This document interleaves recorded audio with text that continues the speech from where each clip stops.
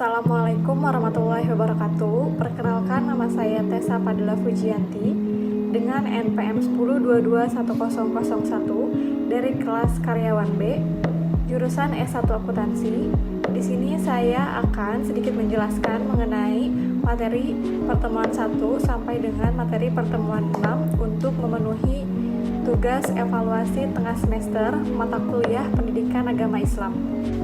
Yang pertama, di sini saya akan menjelaskan mengenai Alhamiyah Marifatullah atau kepentingan mengenal Allah.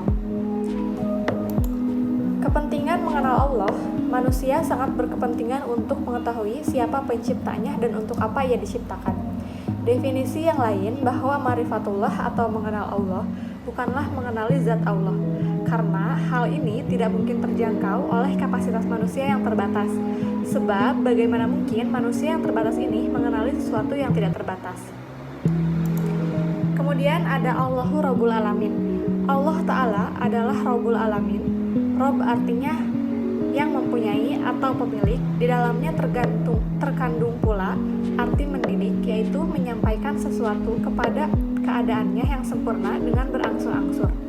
Alamin artinya semesta alam, yakni semua jenis alam, yaitu alam tumbuh-tumbuhan, alam binatang, alam manusia, alam benda, dan alam makhluk yang bertubuh halus seperti malaikat, jin, serta alam yang lain. Allah berfirman dalam Quran Surat Al-Jathiyah ayat 36 yang artinya, maka bagi Allah lah segala puji, Tuhan langit dan Tuhan bumi, Tuhan semesta alam. Quran Surat Al-Jathiyah ayat ke-36.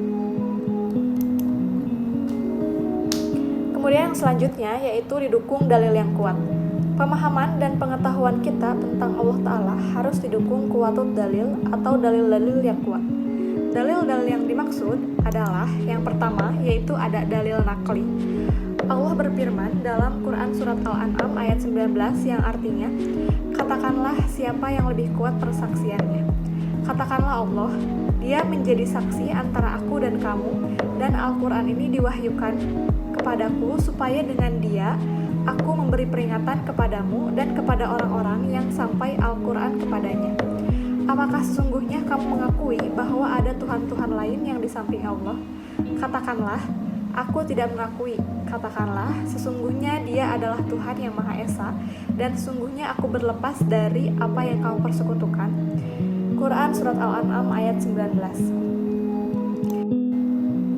Kemudian yang kedua ada dalil akli.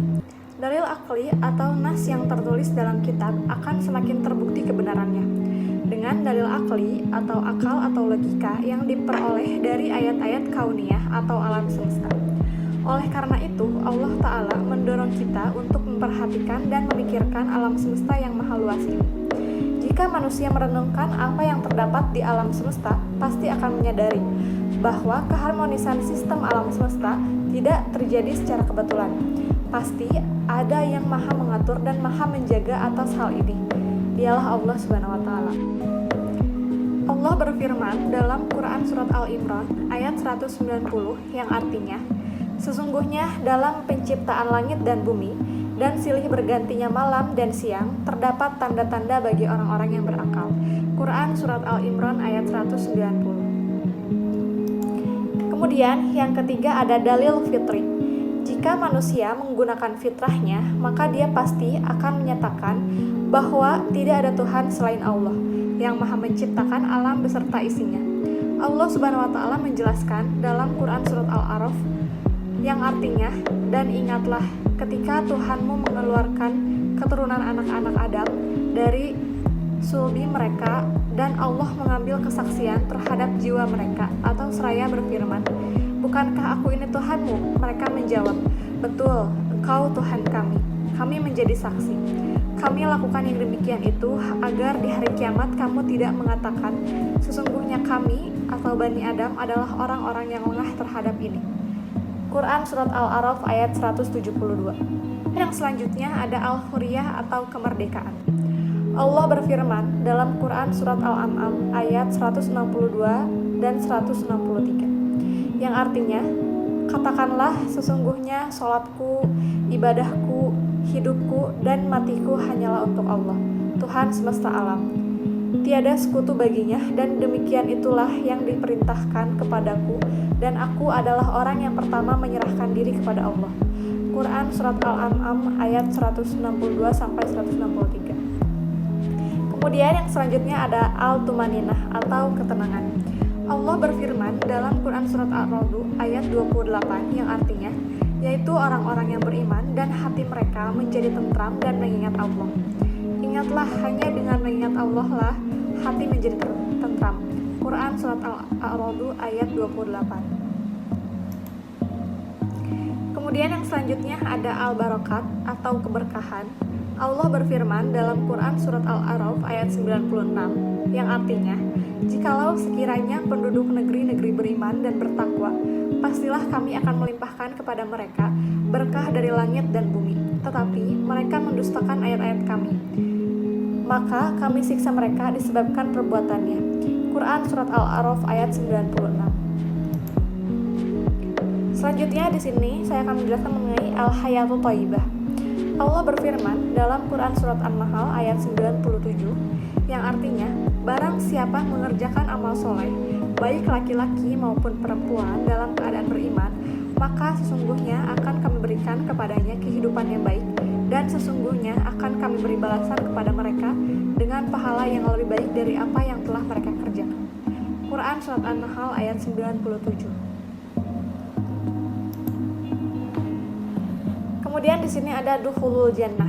Allah berfirman dalam Quran Surat Yunus ayat 25-26 yang artinya, Allah menyuruh manusia ke Darussalam atau surga dan menunjuki orang yang dikehendakinya kepada jalan yang lurus. Bagi orang-orang yang berbuat baik ada pahala yang terbaik atau surga dan tambahannya. Dan muka mereka tidak ditutupi debu hitam dan tidak pula kehinaan. Mereka itulah penghuni surga, mereka kekal di dalamnya. Quran Surat Yunus ayat 25-26. Kemudian yang selanjutnya ada tahapan ma'rifat, dibagi menjadi 4. Yang pertama ada syariat. Secara harfiah, syariat berarti jalan yang lempeng atau jalan yang seperti air terjun. Yang kedua ada tarekat. Tarekat merupakan jalan yang ditempuh untuk mendekatkan diri kepada Allah, yang sedekat-dekatnya atau mendapat makam, kedudukan yang harus ditempuh hambanya agar bisa sampai kepada Allah yang mempunyai sifat mahmudah atau sifat baik. Kemudian yang ketiga ada hakikat. Hakikat adalah kebenaran atau benar-benar ada Allah sebagai sumber kebenaran dan tiada yang lebih indah kecuali mencintai Allah. Kemudian yang terakhir ada ma'rifat. Dari segi bahasa, ma'rifat berasal dari kata arafa, yang rifu, irfan, ma'rifat, yang artinya pengetahuan atau pengalaman. Kemudian yang selanjutnya yaitu golongan ayat ma'rifatullah yang dibagi menjadi 2. Yang pertama ada ayat kauliyah. Ayat-ayat kauliyah adalah ayat-ayat yang difirmankan oleh Allah Subhanahu wa taala di dalam Al-Qur'an. Ayat-ayat ini boleh menyentuh berbagai aspek termasuk jalan-jalan kepada ma'rifatullah. Yang kedua ada ayat kauniyah. Ayat kauniyah adalah ayat atau tanda yang wujud di sekeliling yang diciptakan oleh Allah. Kemudian yang selanjutnya yaitu ciri-ciri yang telah mencapai ma'rifat. Yang pertama, mengejar banyak amalan semata-mata karena Allah Subhanahu wa taala. Yang kedua, memenuhi janji kepada Allah dengan mengerjakan perintah-perintahnya. Yang ketiga, hatinya cepat menerima nasihat yang baik. Dan yang keempat, amal solehnya bertambah dari waktu ke waktu. Kemudian di sini ada dampak menggunakan metode selain Islam.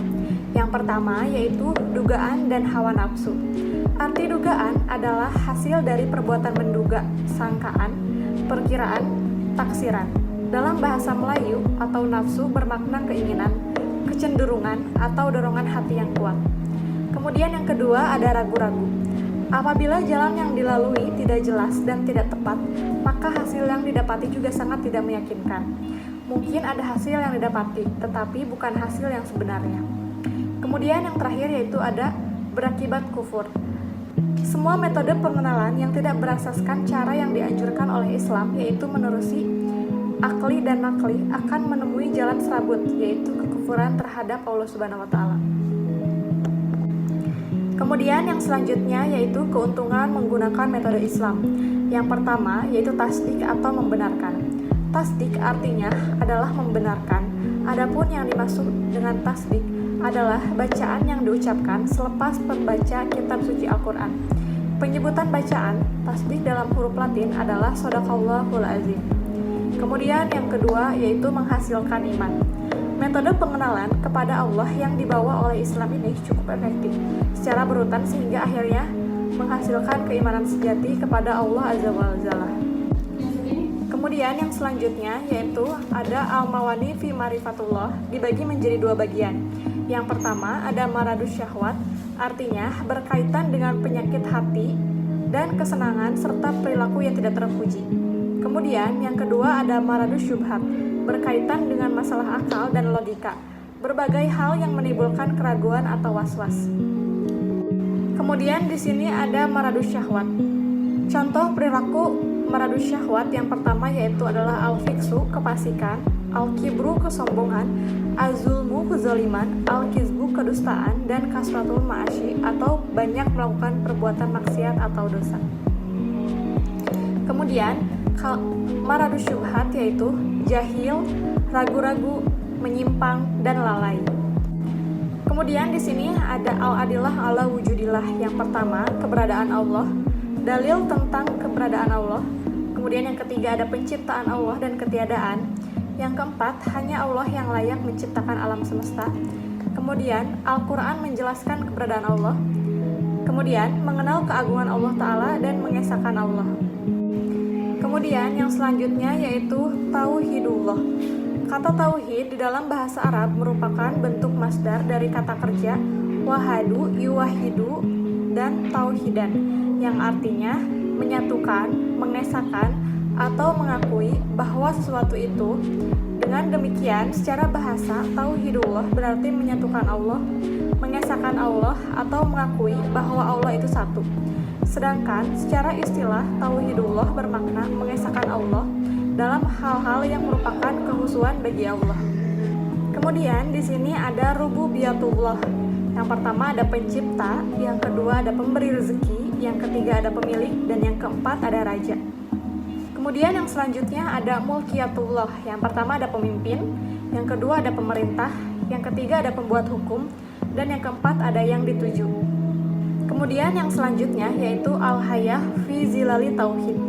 Kehidupan di bawah naungan tauhid merupakan kehidupan yang dilalui oleh generasi pertama di bawah bimbingan Rasulullah SAW, agar generasi ini dapat merasakan hidup di bawah naungan tauhid sebagaimana era kepemimpinan Rasulullah, maka harus dipastikan bahwa kehidupan mereka harus berlandaskan tauhid yang benar sesuai dengan manhaj salafus salih.